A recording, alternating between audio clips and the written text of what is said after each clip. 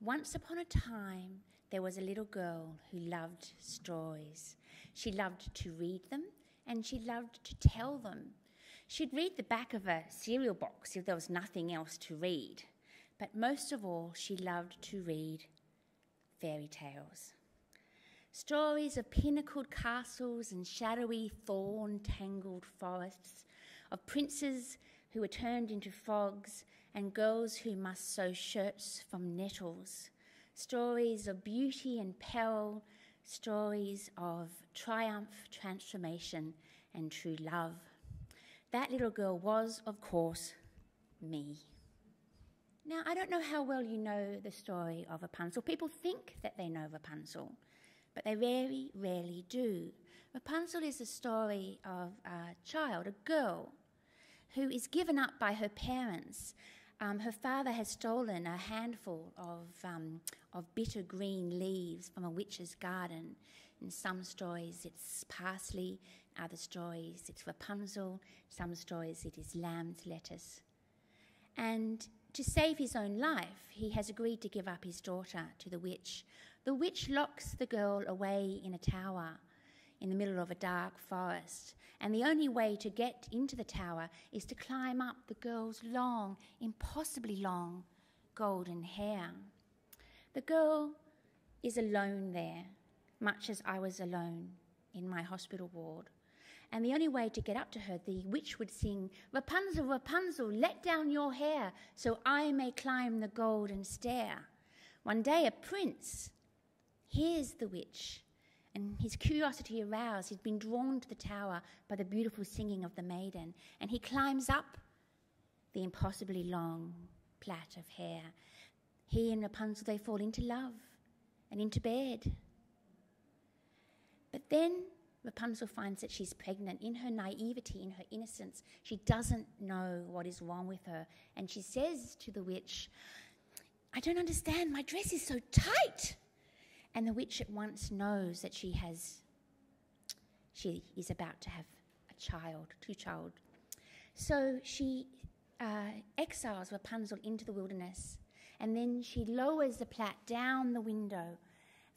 And when the prince climbs up it, and he climbs up, he expects to see Rapunzel at the tower height, but it's the witch again. And she says, "Ah, you thought to find your pretty bird, but she has flown, and I shall scratch out your eyes."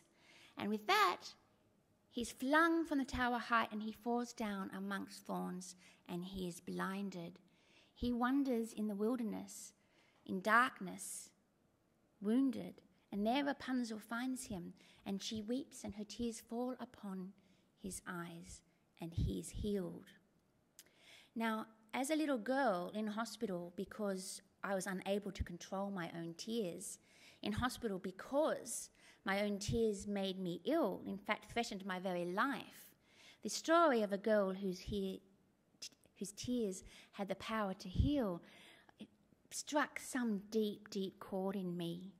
I think now, as an adult looking back, I think now that I realise that Rapunzel gave me hope, that perhaps one day I too would escape, and I too would be healed. And of course I did escape. At 11, I became the first Australian to have an artificial tear duct implanted. It's still in there, and it works fairly well. It doesn't like dust or smoke or pollen, so this time of year is always a bit tricky for me. Now, that story of Rapunzel, people say, "Oh, is that your favourite fairy tale?" But to me, that's extraordinarily the wrong way to say it, because favourite seems to imply that you love it, that it's something lovely and delicious. Well, Rapunzel, I say it haunted me, it troubled me, I worried about it. It troubled my imagination. Now, when I was 12, I read a book called The Stone Cage. You can't see it, but it's by a writer called Nicholas Stuart Gray. Now, Nicholas Stuart Gray rewrote the Rapunzel fairy tale from the point of view of the witch's cat and the witch's raven. Nicholas Stuart Gray is one of my favourite all-time classic children's writers, and he did a lot of fairy tale retelling. He wrote an amazing version of Six Swans, which I found very powerful. Now, I remember reading this at about the age of 11 or 12, and even though I love this book, and it's a beautiful book, I felt that it wasn't right. It troubled me. The girl Rapunzel in it, she's very sweet. She's she's quite passive. The raven has cast a spell on her so that she can't work magic, and so this enrages the witch because she has locked her up to try and turn the girl into the evilest, most wicked witch in the world. Now, I first began to try and retell the Rapunzel fairy tale after reading this book. I was 12. I actually still have it, the story that I wrote when I was 12. I knew I wanted to retell it from the point of view of the maiden, not from anyone else. Then, when I was about 16, maybe 15 or 16, I read Till We Have Faces by C.S. Lewis. Everyone knows C.S. Lewis because of the Narnia books, but this is actually one of, I think, his best book. It's a retelling of the Cupid and Psyche myth, and it's told from the point of view of the sister. Now, in the myth, the sister is like the villain of the tale. Psyche has been married to a bridegroom that she's not permitted to see. He only comes to her at night, and he only comes to her in darkness, and she's been forbidden to ever look upon him. And her sister, Psyche's sister, tempts her and says, he could be a serpent, he could be a monster. You've got to look at him, you've got to know who your bridegroom is. And she gives Psyche, in some stories, a candle, in other stories, a lantern. And Psyche kindles it at night and holds it above her husband's face. And then she sees the most beautiful man she's ever seen, because he's actually Cupid, he's Eros, he's the son of Venus. And she starts with sudden desire and love, and a drop of hot wax falls upon him and wakes him. And so Psyche loses her lover, and then she needs to go through a long journey into the underground and elsewhere, a series of ordeals to win back her husband. Now, this was the first time I had ever read a retelling of a story told from the point of view of the villain. And I was fascinated by this book. I actually read it again every year if I can. What struck me most powerfully about it was this idea of reframing a story from a different point of view, from the point of view of someone who's meant to be the antagonist of the story, and how much new light that can shed into the story. And so after reading this, I knew I wanted to tell my Rapunzel retelling from the point of view of the maiden and of the witch. So even at 12, even at 16, I knew this was a story that I had to retell. But time went on. I wrote many, many other books. Many of my books have got towers in them, themes of imprisonment and escape, themes of wounding and healing, images of roses and thorns. They run all the way through my work. Now, when I turned 40, a dear friend of mine, who I'd often talked to about my ideas and things I was planning about, he gave me a first edition copy of The Stone Cage. And I hadn't read this book by Nicholas Stuart Gray. I hadn't read it since I'd been a kid myself. And rereading it again, it reanimated my desire to retell the Rapunzel fairy tale. But I was very troubled by it. Like I kept trying all through my early 40s. I kept playing with this story. Then one day I was in a bookshop, and I saw one of these books. It wasn't this one. I couldn't find the exact cover, but it's a typical children's fairy tale with Rapunzel laughing in her tower, with little birdies fluttering around her head, roses growing everywhere, and I particularly love this cover with the prince clambering up her hair, and it doesn't hurt her at all. Bless. Can you imagine how much it would hurt having someone climb up a tower using your hair as a rope? And I thought to myself, oh, I hate the way that they do this, as if Rapunzel isn't a story about cruelty, as if it isn't a story about sexual obsession and about madness, desire. And I realized then, I had this moment of epiphany, that the reason why I had never been able to retell this story that had haunted me for so long is because I'd been thinking about writing it as a children's fantasy novel. And I realized that what I wanted to do is I wanted to capture some sense of the charge of terror and despair that lies underneath this tale. We forget that Rapunzel is a girl that is alone, that is terrified, that is left alone for long periods. She never knows if the witch is going to come back or not, and whether she will starve to death. She can only look out at the world from one small window. We forget that the cultural practice of locking women away from the world is one that has happened in our world, in just about every human society as far back as we have recorded history. And it still happens now. So whether we lock girls away in convents or in towers or in madhouses or in kitchens, and whether, nowadays we read these stories of young girls that are kidnapped and locked away in basements or garden sheds or in attics, and we know something of the terror that they must feel. I knew that I had to retell Rapunzel as a novel for adults. And I knew that I wanted to tell it in this world, in our own world. I love fantasy. I read fantasy and I write fantasy. But one of the great powers of fantasy is the quality of arresting strangeness that it brings to us. And it allows us to examine ideas from a distance. But I knew that I wanted to tell this story set in our own human culture and our own human history. And so that moment of epiphany sent me off on a 7-year journey to write the story that had been troubling me ever since I was 7 years old, and to discover why it was that it moved me so powerfully, and not just me, but many, many, many other people. I knew that I wanted 3 narrative strands in my book: the maiden, the witch, and I wanted a third one.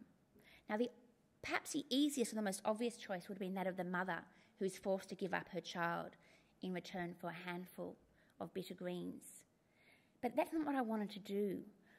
I was interested.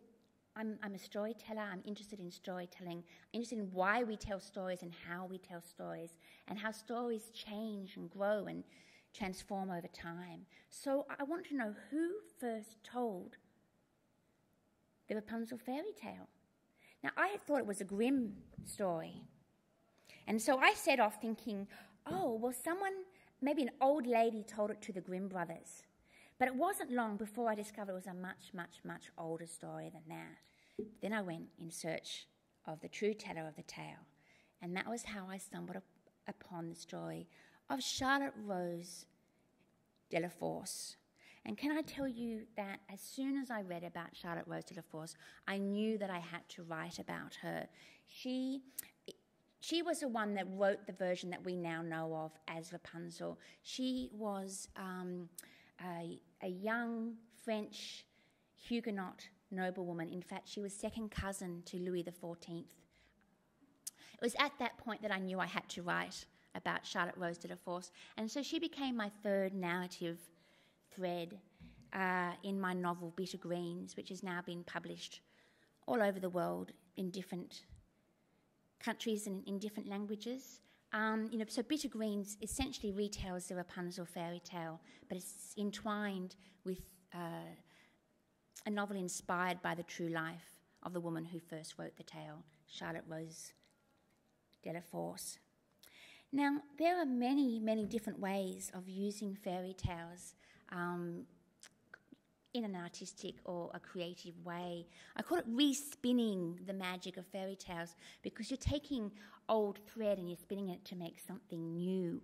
A fairy tale retelling is pretty much always described as a novel or a book which retells or reimagines an existing fairy tale. It draws upon its symbols and its structures. It draws upon its motifs and its metaphors. One thing I think it's really important to remember is that fairy tales deal with personal transformation. They're nearly always about the character's own personal journey from one state into another. they're not stories about gods or stories about large doings. They tend to be very individual and ordinary. I also think it's really important to know that fairy tales often hinge upon the revelation of some kind of truth. So, something that has been disguised or hidden. Quite often I find what is interesting about fairy tales is what is not said, what is hidden within it. Because fairy tales speak in metaphor and in symbol and in archetype, in the language of the unconscious. All cultures have their own myths and legends. Some people call fairy tales degraded myth, and I really hate that term because the very word degraded has a connotation of it being lesser and of it being damaged somehow. I prefer to say that fairy tales are a camouflaged myth or veiled myth.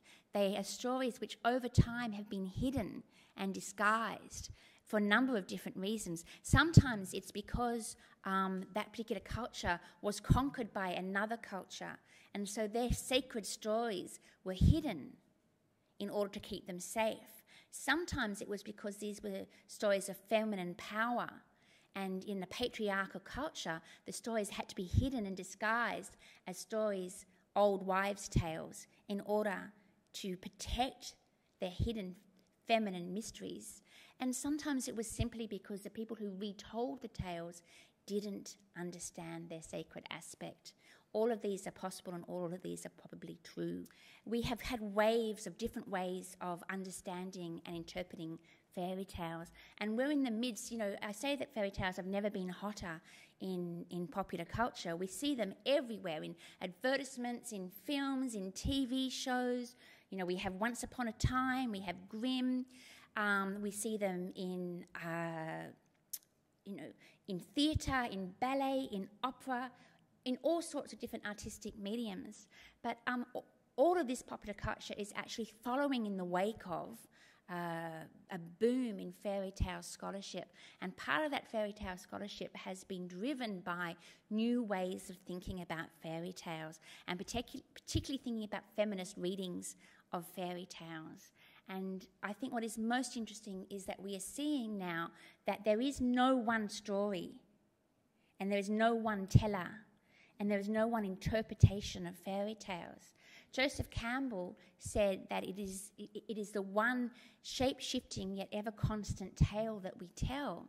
And I really love that idea that, fairy tales are stories that are constantly shape-shifting and responding to the culture in which they are told. And so these stories are important in our culture because of the fact that they give voice to subconscious needs and desires in the human psyche, and that's what I find so interesting about them. Let us quickly run through a few of what we would call the conventions of fairy tales. The pure distillation of plot, which means that it's brought back to the very bones. It's always a boy walks through a forest and meets an old lady. The setting is anywhere and nowhere. It's one of the beautiful things about fairy tales is that they can be set anywhere. Traditional sentences, archaic language, which I personally love. Once upon a time, the power of those words never ever fade. Long, long ago, once, twice, thrice. An abstract style, a kind of universality of language. Dark forest, brave youth, golden bird, rose wreath tower. Fairy tale numbers and patterns is something I'm actually very, very interested in the patterning of the stories, the underlying architecture of the stories, and the repetition of certain numbers, particularly 3 and 7, but also 9 and 13. These numbers appear again and again and again, and not only in the Western European fairy tale tradition, but in many other fairy tales as well. Magic and metamorphosis. These are stories of transformation. I think that's one of the key things about them. And so fairy tales are less about fairies than about magic, extraordinary magic in the ordinary world. Talking mirrors, the prince that gets turned into a frog, girls that get turned into bears. Binary oppositions, the moral universe of fairy tales, good and bad, dark and light, rich and poor, beautiful and ugly, strong and weak. There's very little moral ambiguity in fairy tales, which leaves a lot of room for creative artists to actually play and bring moral ambiguity into it. Memorable language. As a storyteller, as someone who goes out and tells stories to a live audience, the way that we remember tales is all through the patterning of images and symbol, and all through the repetitions of sounds. I can tell a story that will take an hour to tell, and I will never forget a beat because it's all there in the language that you use. Rhythm and rhyme, repetition, the 3 R's of storytelling, alliteration, assonance, consonance, alliteration, all of onomatopoeia, all of these poetic devices that used to help the bards and the storytellers and the troubadours remember their stories. This is what makes storytellers so memorable. And in mimetic theory, in the theory of what makes stories and things survive, it needs to be both relevant and memorable. And this is what helps make fairy tales so memorable. We've got clear motifs and metaphors, what I would call, or what Ursula Le Guin called, the language of the night. She said, fantasy, like poetry, speaks to the unconscious through the language of the unconscious, metaphor, symbol, and archetype. And I think that is a beautiful term, the language of the night, because I think this is how fairy tales talk to us, that they're not ever meant to be read literally. The princess is never a princess. A forest is never just a forest. It's a metaphor for something else. And because it's a metaphor, that gives it enormous depth of meaning. Whoever reads that tale, whoever hears that tale, brings their own individual experience to it. And so, for them, Rapunzel's tower, that tower could be an image of a loveless marriage. It could be a job that is constricting them and keeping them from growing. It could be their life circumstances. It could be their own fear. The symbol of the tower can mean anything to anybody, and that's what gives it its universal power. There are many different ways of using fairy tales as a creative artist, and I'm going to run through just a few of them, and also different ways that other creative artists and myself have used them. So I talk about pure fairy tale retellings as being ones that are as close as possible to the crystallized fairy tale. And by the crystallized fairy tale, I mean the fairy tale as it is best known. For example, with Cinderella, the story with the fairy godmother, and with the glass slipper, and with the stroke of midnight. There are, of course, as we saw before, hundreds of different variants of this story, but the crystallized story is the one that is best known. And so a pure fairy tale retelling stays as close as possible to the dramatic shape of that story, and it enriches it with a greater detail about setting, about character, about dialogue. It might give the characters names, because fairy tale characters are often just the girl and the prince. They often don't have names. You can see up there I've got a picture book called Two Selkie Tales from Scotland. This is a pure retelling of two Scottish fairy tales that involve selkies, seals that can discard their fur and take on the shape of a human and when on land. Most fairy tale retellings are pure fairy tale retellings for young adults, and there are hundreds of them. There's a whole industry out there. There's a whole subgenre of fairy tale retellings for young adults, and I love them, and I read a lot of them. And the ones I like the best are the ones that don't muck around with the story too much. However, there are other ways of doing it. There are fairy tale parodies. This one is called Sleeping Ugly by Jane Yolen, and it parodies the usual tropes of fairy tales for comic effect, and there's a lot of them. Most of them are picture books, but there are ones for older readers and there are ones for young adults as well. There's a fairy tale pastiche, which is someone who writes a new story, and completely new, but it is written in that classic fairy tale style so that it feels old. Now, you could argue that Hans Christian Andersen, his stories are a pastiche. Oscar Wilde, his stories are a pastiche. Certainly by the time we get up to Jeanette Winterson and modern-day fairy tale writers, what they are doing is they are honouring the long tradition of fairy tales, and they are creating something new that feels old. Okay. There are sequels, there are prequels, there are spin-offs. There are all sorts of different ways of using fairy tales.